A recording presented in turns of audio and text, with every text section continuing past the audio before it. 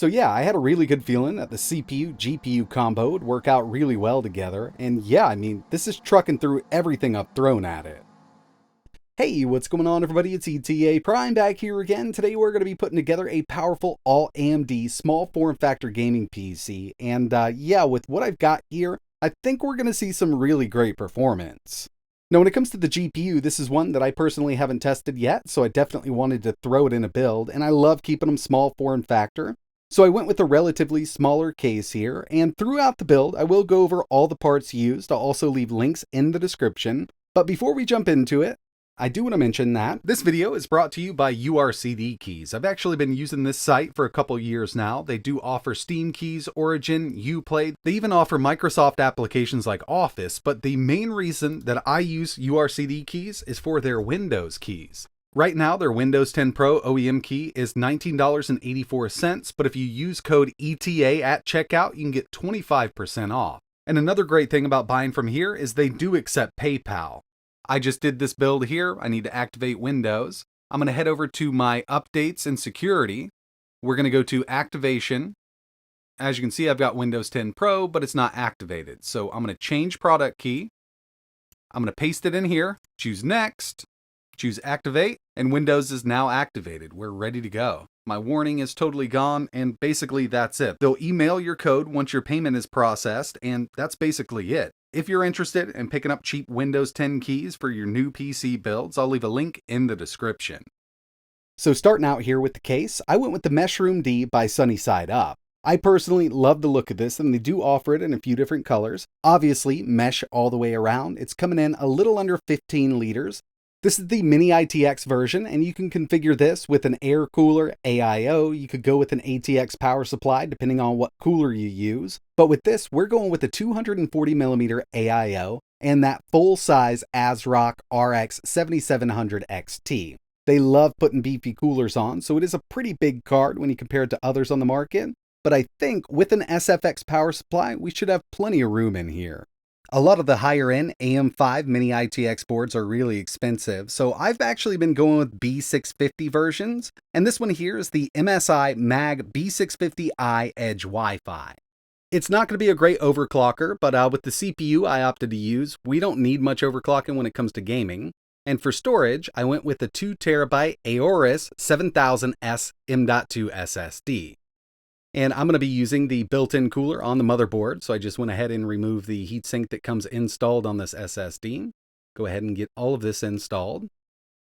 With storage out of the way, now I can turn my attention to the CPU. And for this build, we're going with the AMD Ryzen 7 7700X. Would be nice to go with an X3D, but with the price here, I really can't pass these up. You can get them for a pretty decent deal on eBay right now. And I have used a couple of these in builds I've done. I really do love the performance. 8 cores, 16 threads. It's based on Zen 4, base clock of 4.5 GHz, and a boost up to 5.4. Personally, with that GPU I opted to use, I think this is more than enough. And across the board here, I mean, we've got that 7700 theme, so I kind of wanted to keep it the same there. We are on the AM5 platform, so we have to utilize DDR5. So I went with 32 gigabytes of Kingston Fury at 6,000 megatransfers per second.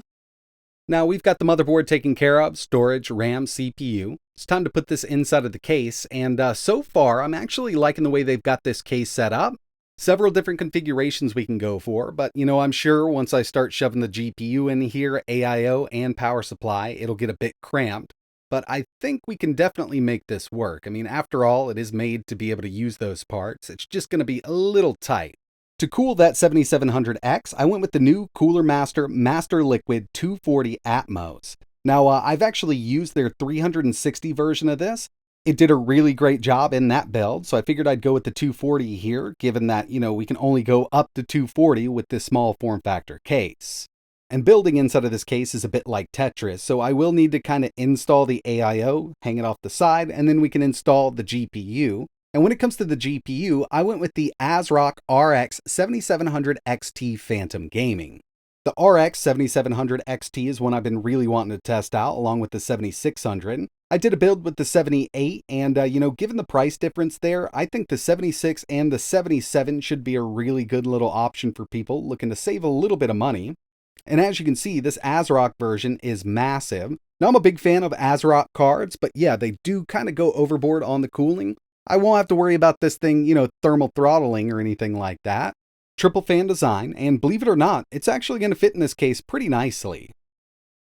And here it is. I was pretty surprised on how well everything went together. It was a bit of a pain with that AIO, being side mounted, getting all of my wires plugged in. So it is like Tetris. I mean, you need to do one thing first, then you move over to the next. But when it comes to the power supply, I'm actually using a Seasonic 700 watt fully modular SFX. And as you can see, it sits up front. I do need to clean up this wiring up top just a bit, but I think we're actually ready to start testing this thing out. Personally, love the look of it. I've always been a big fan of these full mesh cases, and given that we are using a small form factor case here, it shouldn't take up much space on the desk at all.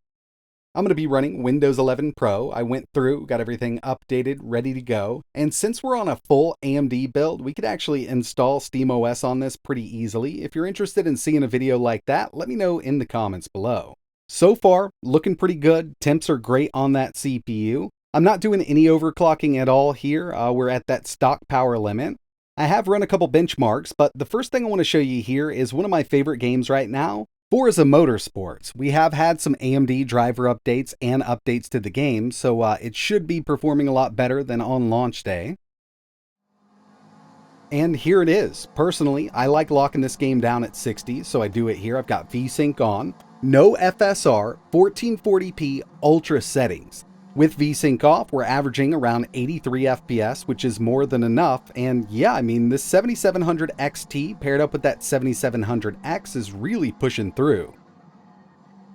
Next thing I have here are a few GPU benchmarks. And for 3D Mark Firestrike, 35,751.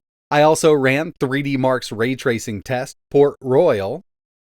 Total score here of 9,081. When it comes to ray tracing on these AMD cards, of course, NVIDIA definitely has the lead there. But the final one we have is Time Spy with a really impressive 16,367. Personally, I do consider this an Ultra 1440p card, but when it comes down to it, I mean, this would also do 4K with a lot of this stuff, taking those settings down to high. Here's Spider-Man Remastered, 1440p, very high, no resolution scale, so we don't have FSR on or anything like that.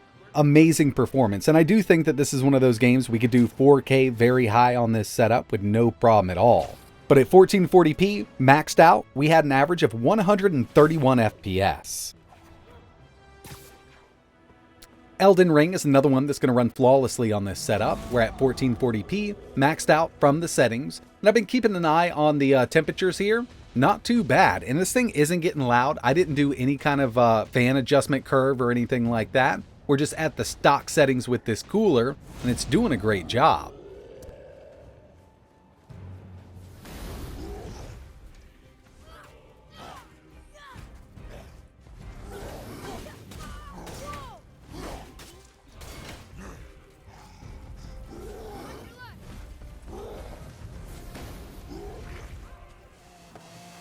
Another one of my favorite racing games, Forza Horizon 5, 1440p, Extreme, and kind of like Spider-Man, I really think this is another one of those games we could just go to 4K with it. I'm not sure how Extreme would work out, but ultra settings here with this game at 4K is totally possible on this system. And of course, we had to test out Starfield. First up, we've got a city area. We're at 1440p, high, 70% resolution scale. And yeah, it does stay over 60. I mean, you can see it's getting really close to just hitting 60 right there. But this is a city area. And, with planet exploration or even indoors, you're going to get a lot more out of it. That's just how this game is. And same settings here, 1440p, high, 70% resolution scale. We got an average of 82 FPS. And the final game we have here is Cyberpunk 2077. 1440p Ultra, and with that Ultra preset, it does add in a little bit of FSR. It's set to automatic, and I'd have to say, I mean, just looking at it, I think we're right there at kind of the quality preset with FSR. Either way, it still looks great. We're getting some amazing performance because by the end, we had an average of 117 FPS.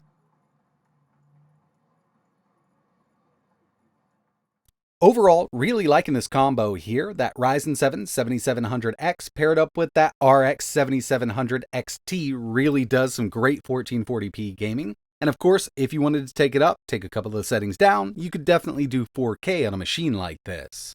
When it comes to the case, I really like the look of it once it's all put together, and now I don't have to worry about building in it because I'm finished, but it is a bit of a pain to get everything in there. So if you're going to go with an AIO and a larger card like this, make sure you go with an SFX power supply. If you want to do air cooling, it should be a lot easier. You could actually fit an ATX. But if I had to do it all over again, I probably would still go with that 240mm AIO and an SFX. Because again, once it's all put together, it's a really nice little build. But that's going to wrap it up for this one. I really appreciate you watching. If you're interested in building something similar, I will leave links to everything I use down in the description. If you've got any questions, or if you'd like to see Linux running on this machine, just let me know in the comments below. And like always, thanks for watching.